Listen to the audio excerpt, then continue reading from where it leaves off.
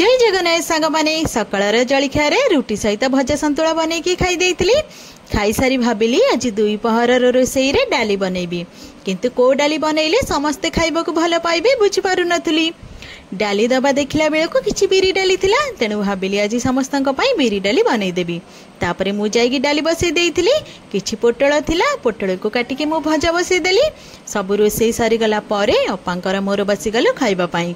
अपा बहुत दिन पर बिरी डाली खाइले, काहेकि कहले बहुत ही भल लागुछि। संध्या बेले संध्या दे आसी देखला बेलको ढांकणारे किछि घोड़ा हेकी थिला। ढांकणाटी खोली देखला बेलको सेथुरु सुंदर पोड़ पिठाटिए बाहरिला। ए पोड़ पिठाटी कोठु आसीछि बोली पछारिबारु अपा कहले तांको घरु आसीछि बोली।